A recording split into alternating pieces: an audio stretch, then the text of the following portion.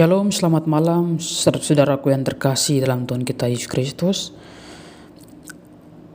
Sebelum kita beristirahat di malam ini, kita akan merenungkan firman Tuhan yang terambil di dalam Alkitab, kitab Yesaya, pasal yang ke-64, ayat yang keempat.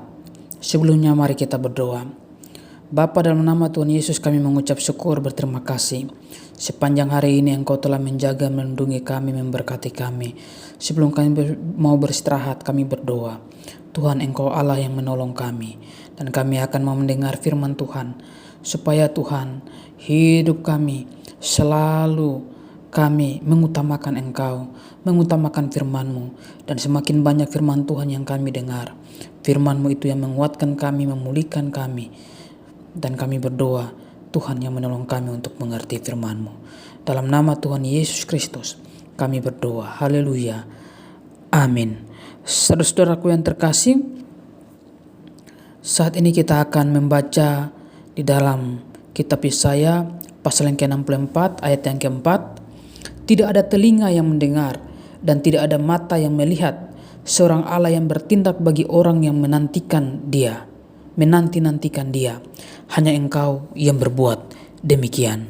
Saudaraku yang terkasih, di malam ini judul renungan adalah Tuhan menyediakan segala sesuatu bagi kita. Saudaraku, ada kalanya orang-orang Kristen mengalami kemunduran iman. Semangat mengiring Tuhan meredup. Apa yang menyebabkannya? Ada banyak sebab yang bisa menyebabkan itu. Doa-doa mereka belum dijawab oleh Tuhan. Sementara kita melihat orang-orang yang tidak sungguh-sungguh dalam Tuhan, kebutuhan sepertinya selalu tersedia. Makan, minum, maupun apapun yang mereka inginkan selalu terpenuhi.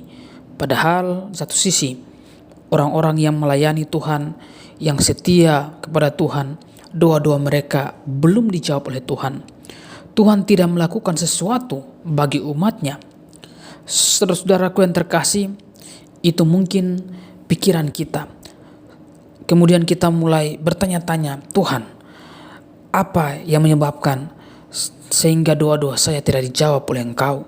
Dan banyak lagi pertanyaan yang bisa bermunculan di otak kita dan hati kita kepada Tuhan.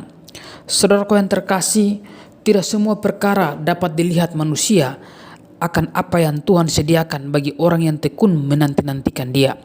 Sebab ada tertulis, hal-hal yang tersembunyi ialah bagi Tuhan Allah kita, tetapi hal-hal yang dinyatakan ialah bagi kita dan bagi anak-anak kita sampai selama-lamanya, supaya kita melakukan segala perkataan hukum Taurat itu. Saudara, apa yang tidak pernah dilihat oleh mata dan tidak pernah didengar oleh telinga dan yang tidak pernah timbul dalam hati manusia, semua yang disediakan Allah untuk mereka yang mengasihi Dia. 1 Korintus pasal yang kedua ayat yang ke-9. Saudaraku yang terkasih, ada yang mempelajari Alkitab sedemikian rupa dengan tujuan ingin memperoleh hidup kekal dan mendapatkan apa yang diinginkan, doanya terjawab dan juga yang lain. Saudara yang terkasih, mereka datang kepada Yesus, percaya kepada Yesus dan Juru Selamat, supaya mereka diberkati, apapun yang mereka minta selalu terpenuhi. Saudara, meski tidak ada mata yang melihat atau telinga yang mendengar, percayalah, Tuhan telah sediakan segala sesuatu bagi orang-orang yang tekun menanti-nantikan Dia. Bagi orang yang mengasihi Dia, Tuhan pasti akan menyediakan segala sesuatu. Memang untuk menantikan janji-janji Tuhan itu tidak mudah, butuh waktu dan juga yang lain-lain. Tetapi Tuhan selalu memproses kita. Tuhan selalu menuntun kita untuk melihat setiap maksud Tuhan di balik apa yang kita alami. Penantian kita kadangkala itu maksud Tuhan dan tujuan Tuhan dan proses yang sementara Tuhan izinkan bagi kita semua. Kalaupun saudara saat ini sementara menghadapi hal-hal pergumulan ataupun apapun itu yang membuat saudara mulai meragukan Tuhan, ingat bahwa Tuhan tidak perlu diragukan. Ada banyak hal yang bisa Dia lakukan untuk memproses kita. Tujuannya yang paling utama adalah supaya karakter kita dibentuk. Karakter kita dibentuk, karakter anak-anak Tuhan itu dibentuk. Saudara, semua orang yang menanti-nantikan Tuhan tidak akan pernah mendapat malu. Mazmur 25 ayat 3. Karena itu saudaraku yang terkasih, marilah terus kita berharap kepada Tuhan. Tuhan yang menyediakan segala sesuatu bagi kita. Kalaupun saat ini kita masih ada dalam proses, terus bertahan dan terus percaya kepada Tuhan.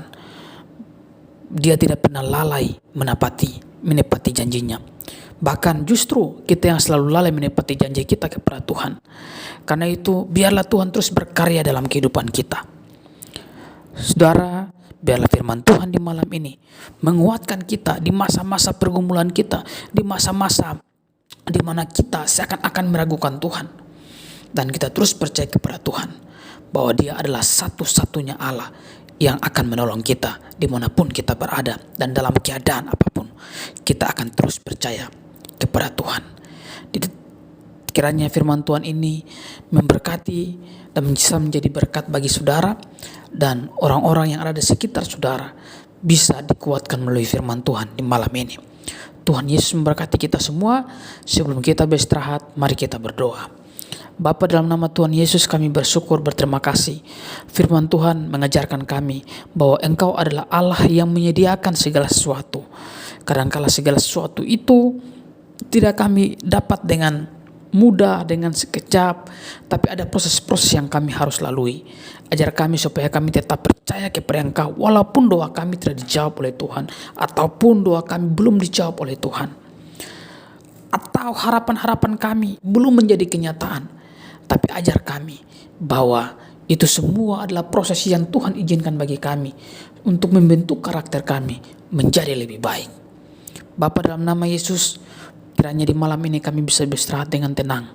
Besok pagi kami bangun dengan tubuh yang sehat, tubuh yang diberkati oleh Tuhan. Kami boleh beraktivitas kembali. Setiap orang yang mendengar firman Tuhan di malam ini, Tuhan Yesus memberkati mereka semuanya. Di dalam nama Yesus kami berdoa. Haleluya. Amin.